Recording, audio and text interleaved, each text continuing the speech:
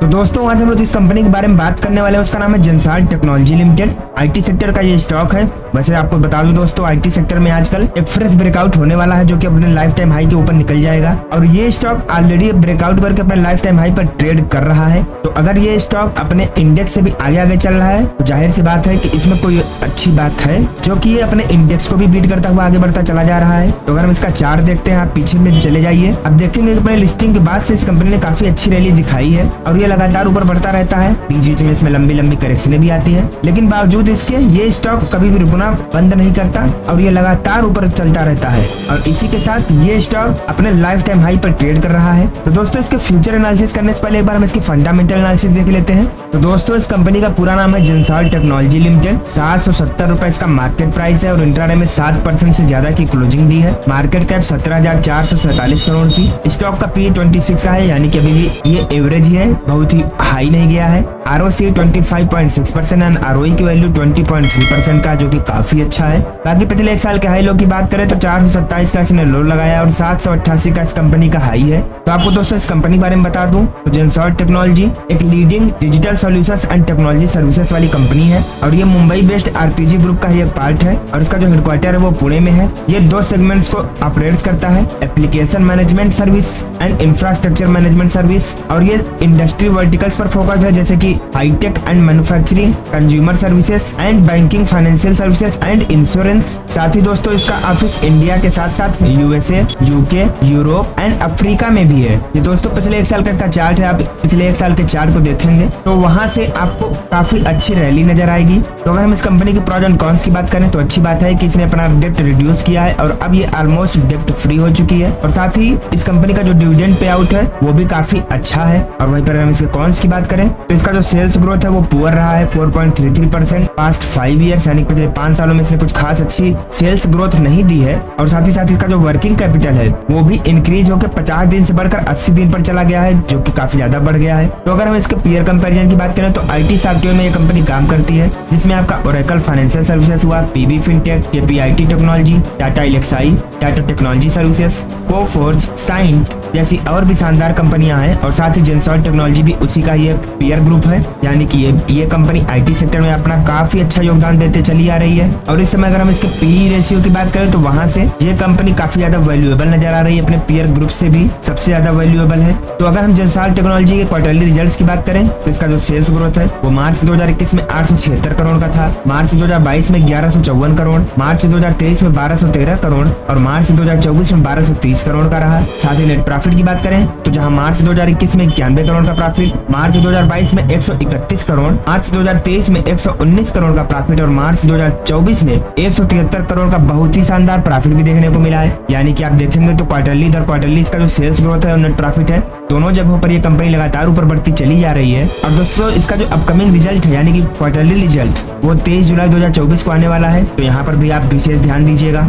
तो अब अगर हम इसके लॉन्ग टर्म प्रॉफिट लॉस की चर्चा करते हैं तो हम देखेंगे कि इसका जो सेल्स ग्रोथ है वो मार्च 2013 में 2129 करोड़ का था, मार्च 2017 में 3056 करोड़ का, मार्च 2021 में 3781 करोड़ का और मार्च 2024 में 4902 करोड़ का रहा। साथ ही नेट प्रॉफिट की बात करें तो मार्च 2013 में 175 करोड़ का प्रॉफिट था, मार्च 2017 में 238 करोड़, मार्च 2021 में 307 करोड़ का प्रॉफिट और मार्च 2024 में 665 करोड़ का प्रॉफिट है।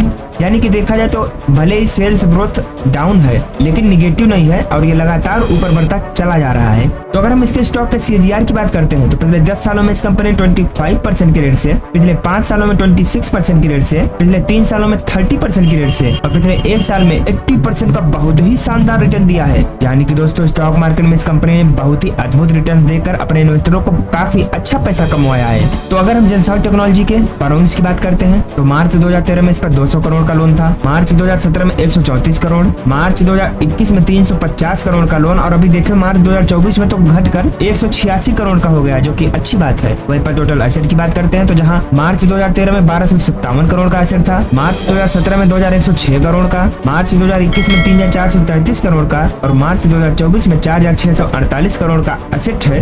वहीं पर इसकी तुलना में जो लोन है वो एकदम नाम मात्र का है, तो कोई खास यहाँ पर चिंता की बात नहीं है। साथ ही दोस्तों अगर हम इस कंपनी के शेयर होल्डिंग पैटर्न की बात करते हैं तो प्रमोटर्स की हिस्सेदारी जहां सितंबर 2021 में 49.12% थी, जून 2024 में 49.17% है, यानी कि थोड़ा सा पोजीशन प्रमोटर्स ने बढ़ाया ही है। साथ ही FIIs की बात करें तो 15.75% से 15.74% है, यानी कि देखा जाए तो कुछ खास फर्क नहीं है। DIIs की बात करें तो 20.95% से घटकर 19.04% हुए हैं और पब्लिक की होल्डिंग 14.18% से बढ़कर 16.06% हुई है। यानी कि देखा जाए तो जो शेयर होल्डिंग पैटर्न है वो काफी शानदार है, यानी कि सबका बराबर हिस्सा लगा हुआ है, बहुत किसी का न ज्यादा है न ही बहुत कम है। तो अगर हम जेंसॉल्ट टेक्नोलॉजी की फोरेंसिक एनालिसिस करते हैं तो इसमें आपको 9 पॉजिटिव संकेत, 2 न्यूट्रल और 6 निगेटिव संकेत देखने को मिल जाएंगे। जैसे कि अच्छी बात है कि कंपनी की जो लायबिलिटीज है वो कोई खास फर्क नहीं पड़ रहा है कंपनी पर। अदर इनकम इनकी काफी अच्छी आ रही है। रिटेल्स की जो होल्डिंग है वो गुड टाइम टू बाय है, यानी कि यहाँ भी कोई दिक्कत नहीं है। प्रमोटर्स ने पिछले 90 दिनों में अपना कोई भी पोजीशन बेचा नहीं है, बहुत ही अच्छी बात है, यानी कि पोजीशन न्यूट्रल है। डेप्रिसिएशन इफेक्ट की बात करें तो प्रॉफिट जो है इनका लगातार बढ़ता चला जा रहा है। कंपनी के प्रमोटर्स ने कोई भी शेयर प्लेज नहीं किया है, बहुत ही अच्छी बात है। और रेवेन्यू भी इनका लगातार प्रॉफिट कैश में तब्दील हो रहा है। साथ ही अगर हम इसके ROE की बात करें तो पिछले 10 सालों में बढ़ रहा है। वर्किंग कैपिटल अंडर कंट्रोल है, बहुत ज्यादा बाहर नहीं गया है। डेप्ट भी इनका मैनेजेबल है, यानी कि ये कंपनी ऑलमोस्ट डेप्ट फ्री है। और साथ ही इनका बैलेंस शीट भी जो है वो न्यूट्रल है। लेकिन अगर इनके सेल्स ग्रोथ की बात करें तो वो थोड़ा सा स्लो है। शेयर प्राइस जो इनका पिछले 10 सालों में उस रफ्तार से नहीं बढ़ा है जितना कि ये और बढ़ सकता था। ROC की जो स्ट्रेंथ है वो भी लगातार स्ट्रांग नहीं हो पा रही है और मार्जिन इनका थोड़ा बहुत वोलेटाइल रहता है। तो दोस्तों अगर हम इसके रेवेन्यू की बात करें तो इसका जो प्रोडक्ट है digital and application services more than 81% and digital foundation services around 18.4% का है। लोकेशन वाइज अगर हम ब्रेकअप करें डिजिटल एंड एप्लीकेशन सर्विसेज का तो USA से 68% का बिजनेस होता है, यूरोप से 18.9% का, बाकी का रेस्ट ऑफ द वर्ल्ड से। वहीं पर अगर हम डिजिटल फाउंडेशन सर्विसेज यानी DFS का लोकेशन वाइज ब्रेकअप करें तो ये भी USA से ही सबसे ज्यादा 81.9%, फिर यूरोप से 14.14% एंड बाकी का 4.1% रेस्ट ऑफ द वर्ल्ड से। ओवरऑल अगर हम इसका लोकेशन वाइज ब्रेकअप करते हैं तो USA से अराउंड 67% का बिजनेस होता है, यूरोप से 20.8% का, अफ्रीका से 12% का बिजनेस होता है। इसके वर्टिकल्स की बात करें तो banking and financial services 38.7%, manufacturing and consumer services 26.3%, high tech 25.5% and health care and life sciences 9.5%। Operating profit का अगर हम ब्रेकअप करते हैं तो डिजिटल एंड एप्लीकेशन सर्विसेज से 74.5% का प्रॉफिट होता है एंड डिजिटल फाउंडेशन सर्विसेज से 25.5% का। On site end of site की बात करें तो ऑन साइट 50.9% एंड ऑफ शोर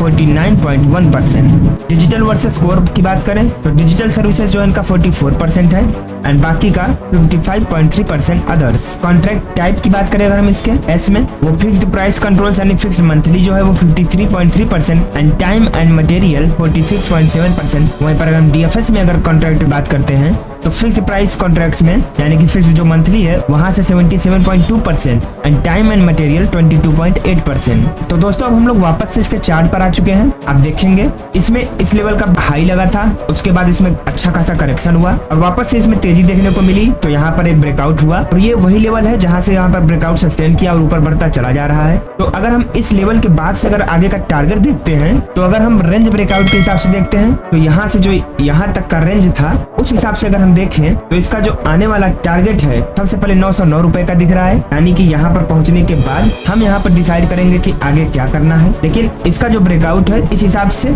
यहाँ तक काफी टारगेट क्लियर है, तो यहाँ तक के लिए आपके पास अगर ये स्टॉक पोर्टफोलियो में पड़ा है तो आप बने रहिए। हाँ, यहाँ पर फ्रेश एंट्री नहीं बन रही है क्योंकि जो फ्रेश एंट्री थी वो यहाँ पर थी इस लेवल पर, अभी यहाँ पर बीच में घुसने का कोई मतलब नहीं है, तो आप यहाँ तक का वेट करिए। उसके बाद जो यहाँ से प्राइस एक्शन बनेगा तो हम देख लेंगे कि आगे क्या करना है। बाकी दोस्तों वीडियो पसंद आई हो तो वीडियो को लाइक करके कमेंट में जय श्री राम लिखना मत भूलिएगा।